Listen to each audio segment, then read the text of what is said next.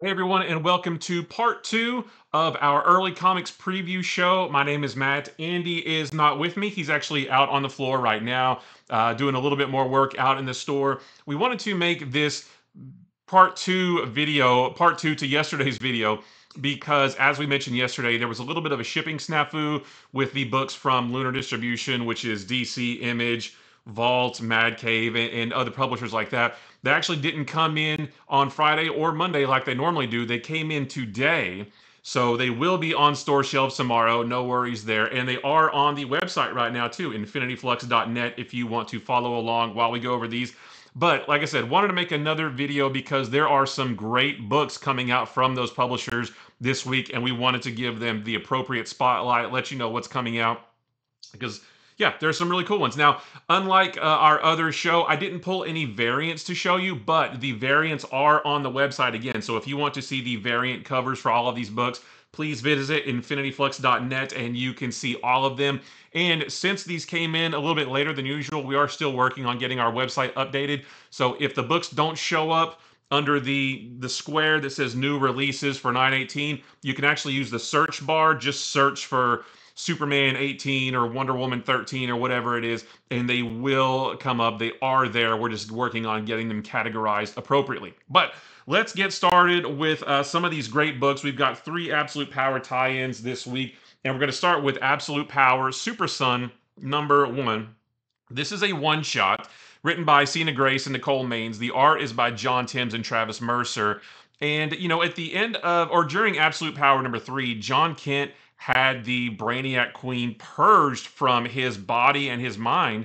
But the Amazons on Themyscira, which is where they're all holding out, the Amazons continue to put him through a series of multiple tests just to make sure that the Brainiac Queen is fully purged from John Kent's mind. And basically, this whole issue is him going in and out of dreams and in and out of his memories to try to figure out which ones are real and which ones aren't. He's trying to figure out, what did I do while I was possessed by the Brainiac Queen? What actually happened, and what are just false memories? So we do see a little bit more of what he did during his time when he was under Amanda Waller's control, when he was under the control of the Brainiac Queen. We also get some really good moments with Dreamer, and we get an interesting conversation between John and Jay that we will have to see if that has an impact further on down the road. But this was a really cool issue. Like I said, there's some really cool action in this. The artwork by John Timms and Travis Mercer both is phenomenal. This book looks so good. Some really cool action, some really trippy stuff, you know, as he's trying to figure out what's real and what's not. So a nice addition to the overall Absolute Power storyline. And again, there are some variants. I just don't have them here for this video, but check the website. Just search for Absolute Power Super Sun and you will see everything there. Sticking with Absolute Power, we are going to take a look at Superman #18. This is the last issue of Superman that ties into the Absolute Power event before all of the All-In stuff starts next month in October. This is written by Joshua Williamson, the art by Jamal Campbell. And in this one, Superman and Zatanna use the map of Mordu to navigate the Dark Roads to access the multiverse to get help fighting Waller, because again, all of the superheroes have lost all their power, so they're going to try to reach out to other universes to get some help as well. And you know, they're able to use these mystical dark roads because they sort of traverse the shadows. And Zatanna says, well, you know, there are shadows in other worlds too, so we can use those shadows to get there. And they do make it to the House of Heroes, which is kind of the headquarters of various multiversal heroes, kind of like in between realities that they can monitor all the different universes. They make it there, but when they get there, they find something that's very, very surprising. And because this is the last issue of Superman that ties in Absolute Power, I definitely do not want to spoil anything, because this is it right here before we get into the last issue of Absolute Power coming out in a couple weeks. But I will say, this issue, again, this one's awesome. There's some really great action, really great artwork, and like I said, everything that happens to this is going to lead us into the Absolute Power finale. Plus, the very last page of this book gives us a sneak peek at what is to come next for Superman after all of this Absolute Power storyline is over. And it's really cool. I am extremely excited for everything that's coming. Superman has been great, and I think it's only going to get even better with some of the stuff that we have seen that's coming up soon. So, this is our A cover right here. Again, check the website for variant covers because there are a lot of really cool ones. And then our last Absolute Power tie-in for this week is Wonder Woman number 14, written by Tom King, art by Tony Daniel. And this one is great too. This features Damian, Wonder Woman, and Steve Trevor working to free all of the captured heroes from Waller's prison on Gamora Island. And that's the whole issue basically, is the three of them devising a plan to open up the cell doors basically and let all of the heroes out. But what makes this issue really great is seeing, well, two things. Seeing Diana and Steve back together and their really great relationship, but then also Damien's reaction to that is really funny. And then like they have such Wonder Woman and Damien have such a great chemistry together. I would love to see more of them in the future. And again, this is the last issue of Wonder Woman that ties into Absolute Power before the All In Initiative starts up next month. So I definitely, again, don't want to spoil anything since it is the last issue of this tie-in series. But just like Superman, this one is excellent. Great art, great action, and some really great dialogue between all three characters, Steve and Diana and Damien. They all get some nice, some great things to say and moments to shine and things like that. And I will say too that just like all of the other Wonder Woman books, there is a Trinity backup story in this. However, this one is a little bit different. This one features Damien. They've all been set when Trinity is a little bit older and Damien and John are a little bit older. So in this one, Damien is telling Trinity how she was born, but he starts off by recapping the events from the previous issue of Wonder Woman and the events in this issue. So it's like you might think, well, I already read that. I don't need to read that again. However, the story that he tells is from his own point of view. So instead of it all happening the way we saw it, in his version of the story that he's telling, Wonder Woman just heaps all of this praise upon Damien. Damien, you're so wise, and I can see that you'll eventually be a better Batman and that kind of thing. It's really, really funny. Like I laughed out loud several times reading that story, and even in the main story, just all of the interaction between Damien and Diana and Steve, fantastic. So a great issue of Wonder Woman, a great tie into Absolute Power, and just like Superman, it's going to lead us into the very last issue of Absolute Power, which comes out in a couple weeks. So moving on to a couple of non-Big Two stuff, we have from Image the Tin Can Society #1. This is written by Peter Warren and Rick Remender, and the art is by Francesco Mobley. And this is about a kid named Johnny Moore. He was born with spina bifida, which, if you don't know, it's a birth defect that causes a baby's spinal cord to fail to develop properly. And because of that, he's not really able to walk without crutches. He's not able to use the bathroom properly. Sometimes he can't even eat properly, like he has to eat mushy food so that he can swallow it properly. So, it presents challenges for him growing up. But despite those challenges that he faces, he makes four really close friends in school: Kasia, Adam, Greg, and Val. So they're all, the five of them together are really close friends growing up. And they call themselves the Tin Can Society because Johnny showed them a tin can that he kept hidden. That's full of stuff that his overprotective parents wouldn't let him have, and they kind of like form a bond around this tin can, almost like a time capsule that you bury and you come back years later and see what it is. It's kind of like that. So Johnny was also an engineering genius who eventually starts his own company and develops a treatment for his condition that lets him walk properly. It's almost like these, I don't want to say mechanical legs, but it's these, it's these leg contraptions that allow him to walk. And he sort of uses his genius and his inventions to become a superhero in a high-tech suit of armor named Caliburn. So kind of Iron Man-esque, if you will. But so everything I just told you, we see through a series of flashbacks. The real story of this book actually starts on the very beginning page, so it's not a spoiler. This is the plot of the book. This is on page one. We actually see that somebody has murdered Johnny when he's an adult. Somebody was actually able to get him out of his high-tech suit of armor and basically beat him to death, which is pretty gruesome. So the main story takes place when all of the kids are now adults, and like I said, through flashbacks we learn their history as friends. So his four friends who are now grown adults, and they've created lives for themselves. They hear about Johnny's death, and they set out to find out who really killed Johnny. But there's a suspicion that it actually might be one of their own group, but we don't know that yet. So we're going to learn. We're going to get more clues and figure this out as the series goes on, but a really cool series of the way that it bounces back and forth between present day trying to solve this mystery and flashbacks of them as kids, and maybe those flashbacks will provide us with some clues as to what actually happened to Johnny in the present time. So really, really cool story. It has elements of superheroism, I guess, but it's not really about that. It's more of a murder mystery and these friends trying to figure out who done it, basically. So really cool new book from Image. This is going to be a mini series. I don't remember how many issues. Oh, 9. It says right here, one of 9. So it's going to be 9 issues. So our A cover right there. And again, check the website for variant covers that we have. And the next is from Mad Cave. This is called The Body Trade. This is the first issue.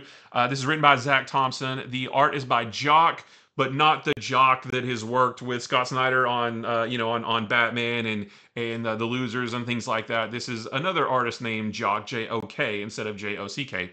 This is actually set in the year 2031, so in the not too distant future. And this issue starts at a funeral for a 5-year-old boy named Charlie. He was in an automobile accident with his dad when he was 3 years old and spent the next 2 years in a coma in the hospital before he passed away. So his dad, he's a drunk named Kim. His dad, I guess he left right when the accident happened. He was wrought with guilt and had to leave the family. Well, he actually shows back up at the funeral and is shocked to see that there's no body at the gravesite. Charlie's mother donated his body to a shady company. I think it's called Biomed. They didn't quite show it in the book, but she donated his body to science.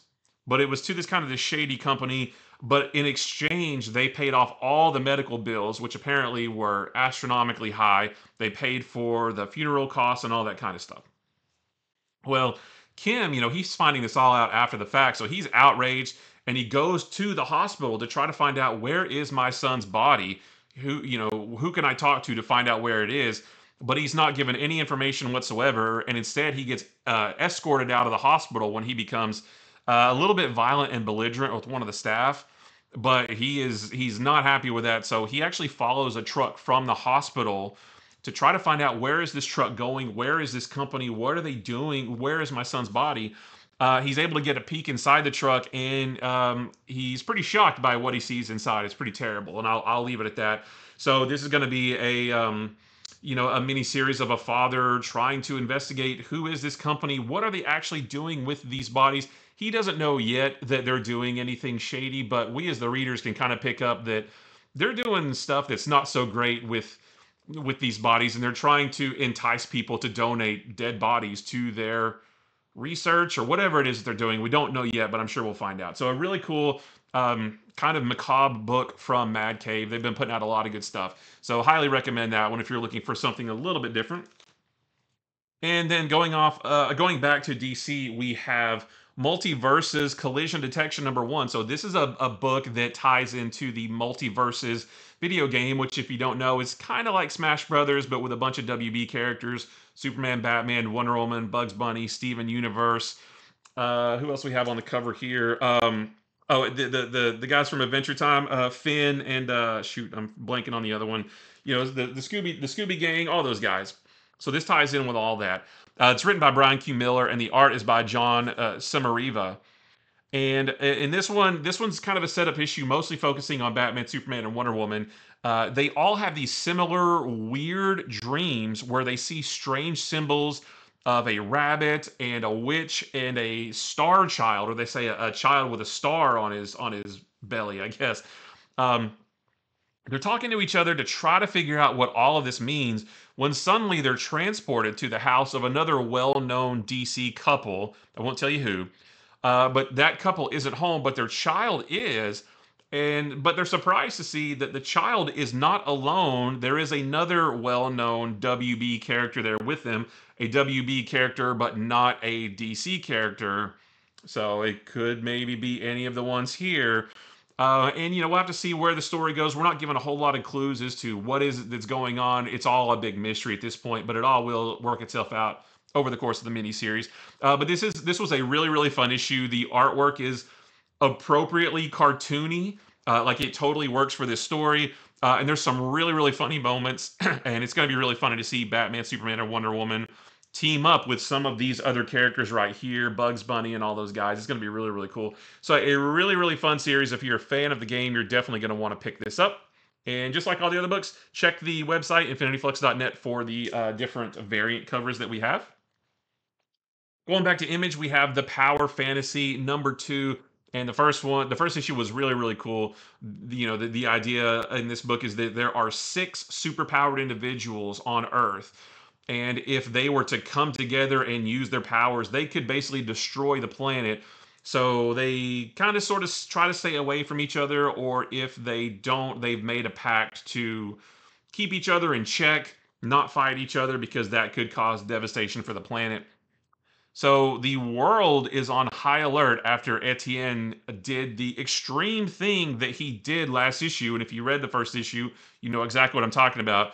And the other atomics, which is what they call the superpowered people here, they're pretty shocked by what he did as well. But Etienne maintains his position that if he hadn't done what he did, the death toll would have been much higher. And I'm inclined to believe that too. Like obviously we didn't see what would have happened, but I believe that if it had gone a different way, there would have been a whole lot more people killed. It's one of those things where you sacrifice a few to save many and that kind of thing, and the moral quandaries that come with that. But a couple of the atomics are still really nervous that he's getting much stronger and wondering what might happen.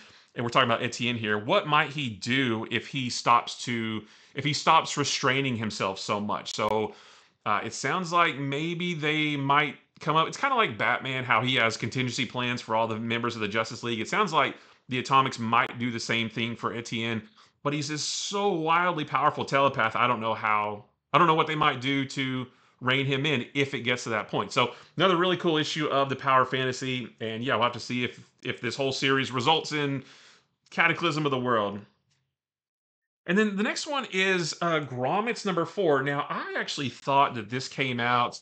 Hey, there's Andy. Ready to start? Let's get it going. Yeah, so I got everybody warmed up. Ooh, good. Thanks for waiting for me. Yeah.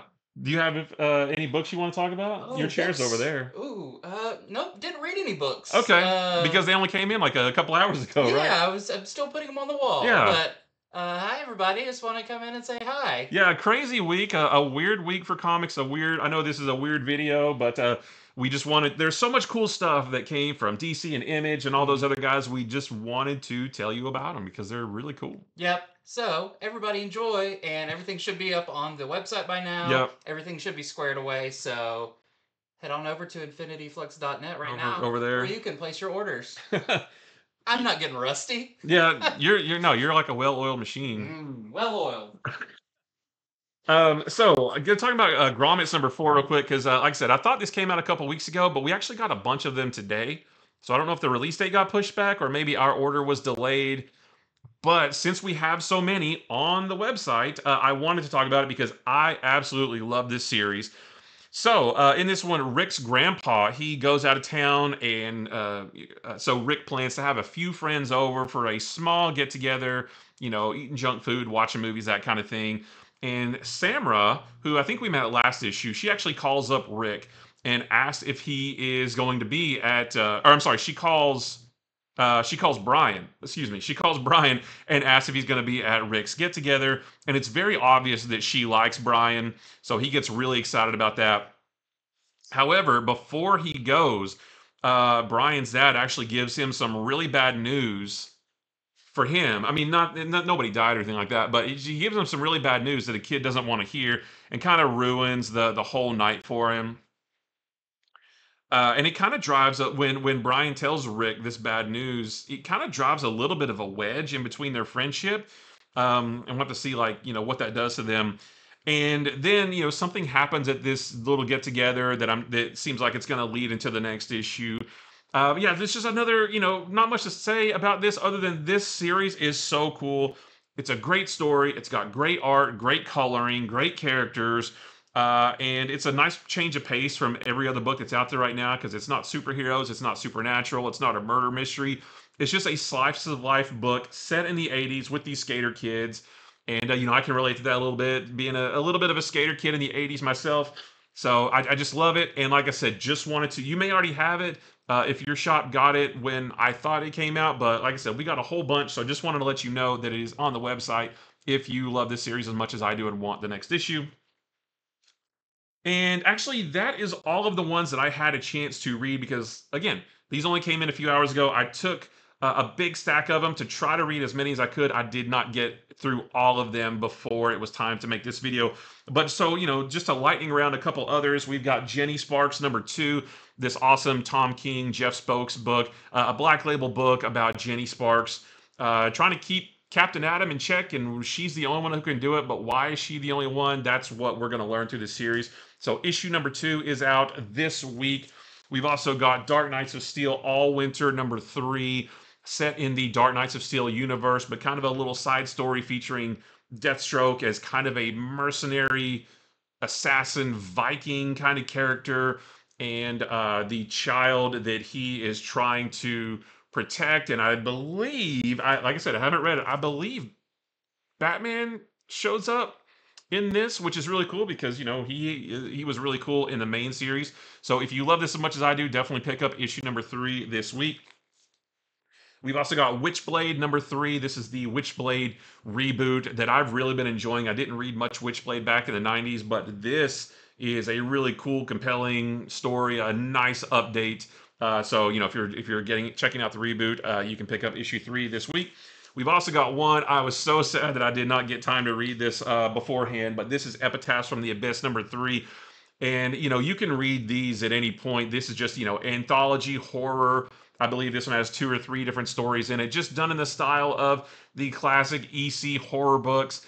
Quick little one and done stories, and by a whole bunch of different creators. I've loved the first 2 issues, and I cannot wait to sink my teeth into the 3 stories in this one as well.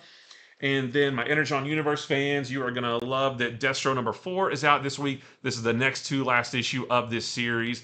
Destro going up against Chameleon. At the end of last issue, it looks like he was reaching out for some assistance or maybe a plan to team up with somebody else. So we'll have to see how that plays out in this issue. And last but not least, I was hoping to get to read this too. My favorite book on the stands, World's Finest #31. This is the start of a brand new story arc featuring Eclipso.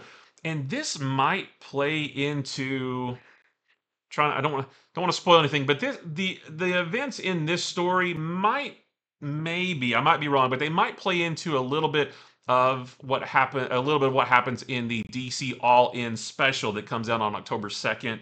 But maybe not. It may just be a story of Eclipso, Batman and Superman going up against Eclipso. Not too sure yet. That's what I was hoping to get to read it so I could tell you more. But definitely definitely don't miss this one either. Check that out if you like that. And that's it. That's everything that came into. That's not everything that came in today. We have even more that came in today. So definitely check the website for everything. Everything should be there now. Like I said, if you don't see them under the new releases section, use the search bar because they are there. I promise you. And all the variants for all of these books are there as well. But some really cool stuff. DC is putting out some fantastic books right now. Image, there's a lot of great stuff from Mad Cave. We didn't talk about any Vault books, but Vault has some great stuff. So just wanted to make you aware of the rest of the cool stuff that is coming out this week, in addition to yesterday. So guys, thank you so much for watching. One more time, be sure to head to infinityflux.net to see everything that came out. Just want to let you know that on Saturday is Batman Day. We are having a big extravagant event from 11 until 6. I had to look at my note here, and Richard Starkings will be in the store from 12 to 1 signing the the special Batman Day Last Halloween #0 book that's coming out that day as well. He worked on that with Jeff Loeb and Tim Sale. So he will be in store from 12 to 1 signing. And then, all the other Batman Day festivities will be going on from 11 until 6. So that is on Saturday. And yeah, we're also having, starting tomorrow, Wednesday the 18th, we're having a back issue sale that's going to run Wednesday through Friday. There's a whole room of back issues ready for you guys to pour through. There's a whole bunch, like a ton of boxes. So ready for you guys to come through and see what cool stuff you can find. So guys, thank you so much for watching. Sorry for the weirdness of this video, but we wanted to get the information about these great books out there for you.